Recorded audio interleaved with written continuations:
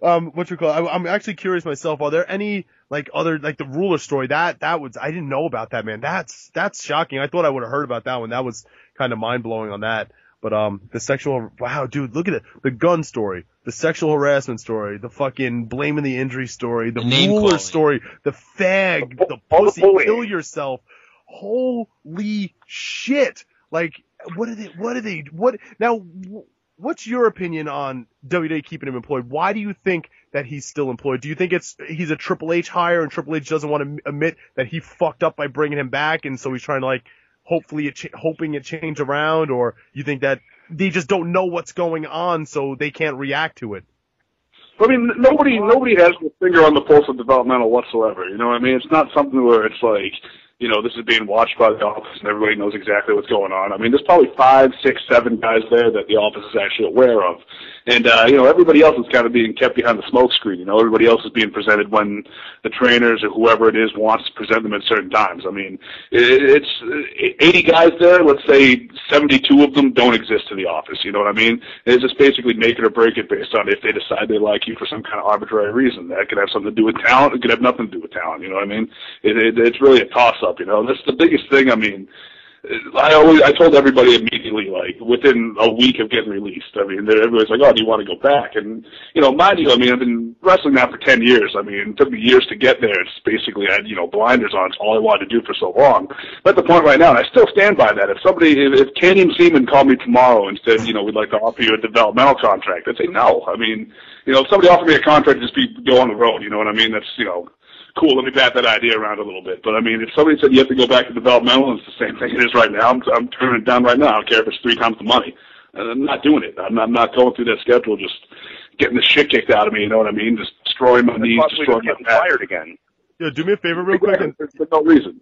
We were in a situation where stuff was going pretty much as good as it can go for, an individual, for 2 guys or whatnot, as far as we knew, and then completely blindsided by it. So am I going to go take a year out of my life to just put up with a bunch of shit that's going to go nowhere and just destroy my body and kick the shit out of myself and lose 40 pounds? No, absolutely not.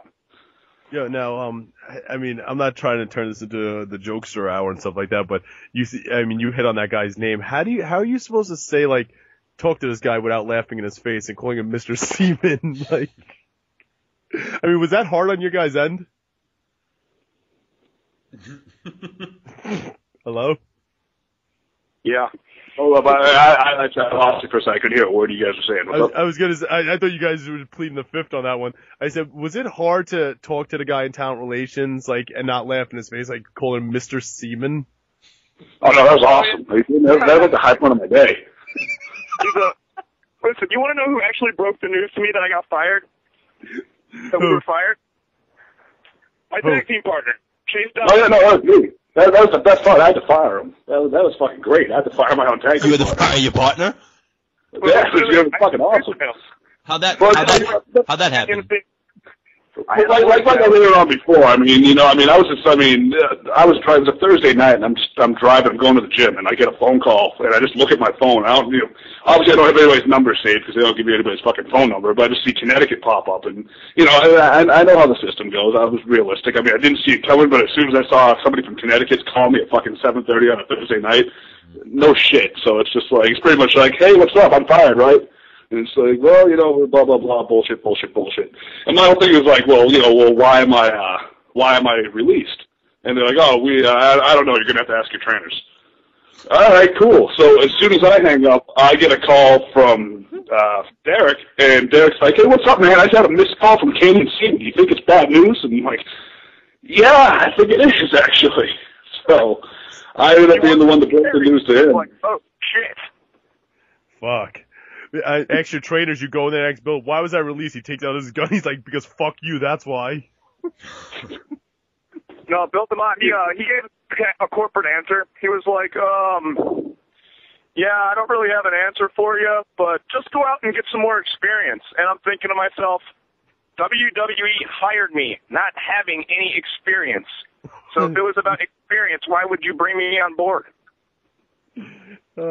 Get more the whole thing with it too, it was we got mixed in, nobody, I to this day I have no idea why I got released, I mean, I'm beyond the point of really caring at this point, but it's I'm told by the office, ask your trainers why you got fired. And I'm told by my trainers, if you don't know, ask the office why you got fired. Well, it's like, fucking somebody pulled the trigger on this, so can somebody please tell me at least who, or give me some kind of direction on this? And there was some executive decision to get... whatsoever. Yeah, there was some executive decision somewhere to release you guys. So someone sat down and said, we're going to release these guys because of this. Now, what was this? Nobody knows what this was. Why we got fired, I think? Why? This is the reason right here. This is my honest opinion, because we're not skinny fat. Right. We were pretty, I mean, we are pretty jacked. I mean, that doesn't really fit the mold these days, so. Yeah. Right. They're right now, WWE, they're looking for the freak show. Well, it's the freak show. What are you guys' thoughts on the new, the new building that's opening up, the new, development center? Do you think it'd be a plus or? Fucking bigger version of the same shit. You think so? Huh? Yeah. Now I have a question too. Like, there's gonna be 7 rings. I heard they're just signing a fucking ton more people. Like, I know of like 10 guys that personally that some are friends and some are just acquaintances that literally got signed from this area and sent down there. I don't know how many others they signed around the world. I heard they're gonna sign an insane amount of people, and I don't know. I heard rumors that it's gonna be like an NFL kind of deal where it's gonna be in for a couple of months. If you don't hack it, you're out, like a really quick rotating door. There's no more of this couple of years in developmental shit. So I mean, I really don't. I wish I would have experienced a couple of years. Lasted 8 months. Wow. 8 months? Don't worry, don't feel bad. I lasted 9.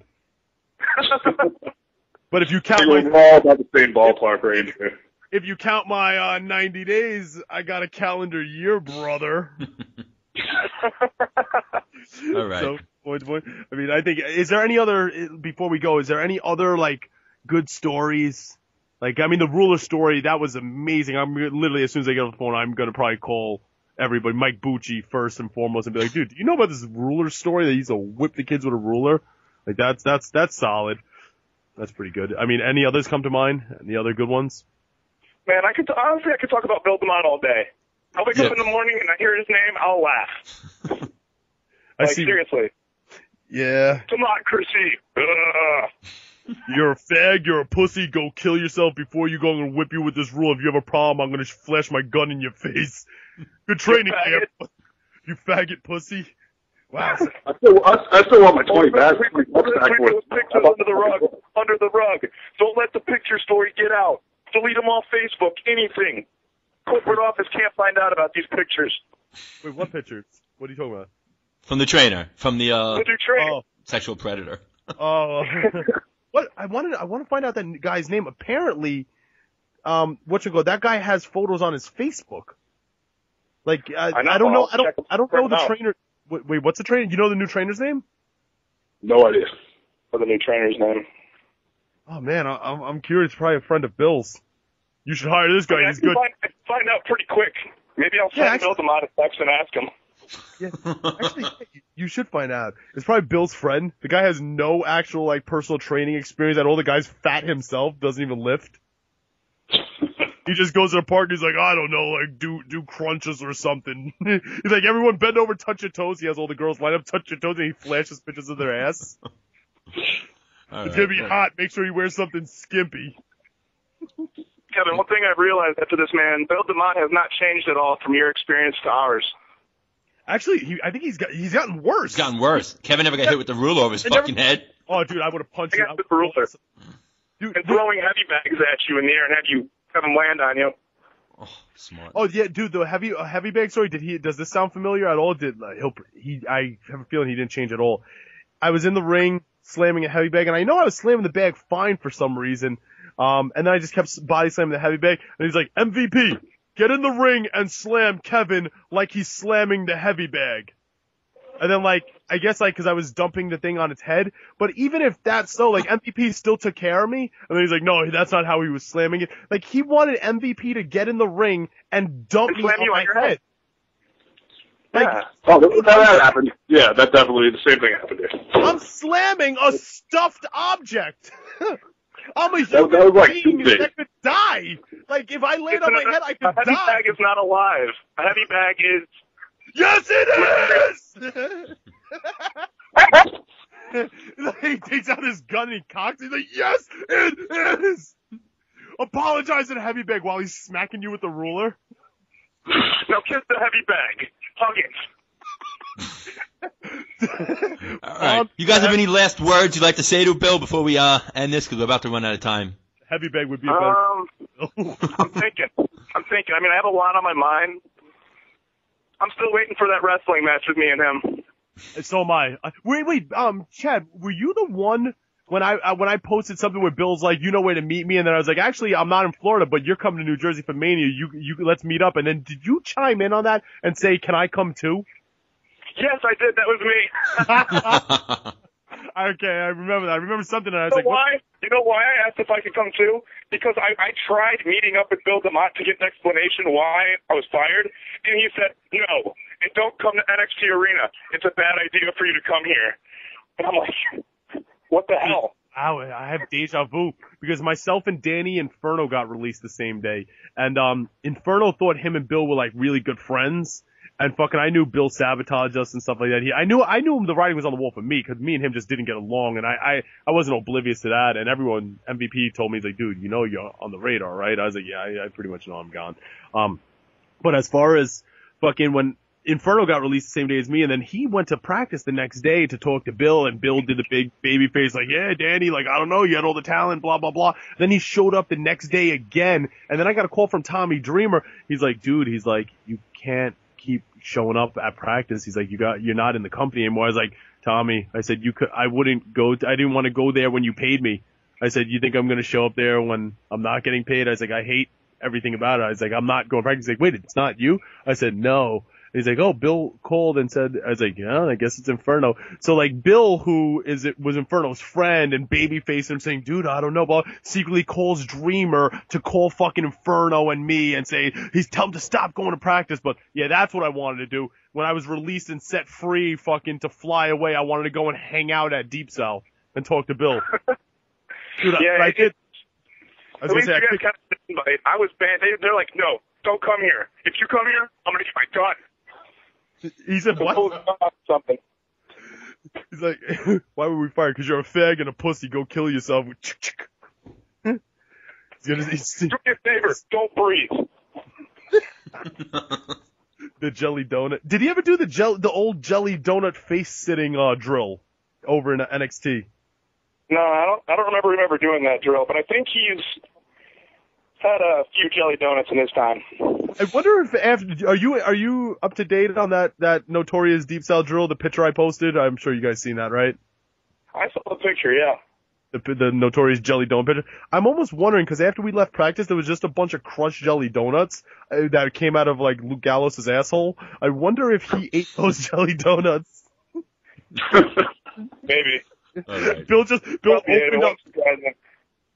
He opened up the jelly donuts and ate the jelly out. He's like, this is the part that doesn't have shit on it. On that note, Chad and Drew, thank you so much for coming on. You guys have anything you want to plug or anything you want to get out there before we leave? I know that this has been the most interesting, entertaining podcast I've ever been a part of. Thank you. It was a pleasure having you guys on. How many podcasts have you been a part of? Out of curiosity. A few. I've been cool. part of like five podcasts. Yeah, just checking, but it has been awesome. So no, man, I mean, we're going forward. I mean, we got some stuff, hopefully coming up. I mean, just, can't really say anything specifically, but some stuff for, Japan for the end of the year, hopefully. So if that pans out. So, nice. I mean, a couple different things, but I mean, starting to get to the point where we're busy again. So it should be cool, man. You should be hearing a lot from us, hopefully, coming up. Sweet, good deal, man. And if you're ever in the New Jersey area, passing through, doing a show, whatever, make sure you hit me up, and we'll go out and I wonder what we'll talk about. Absolutely. Syndicate, right, Kevin? What happened? You get us on Pro Wrestling Syndicate? Actually, the man you need to talk to is Patrick.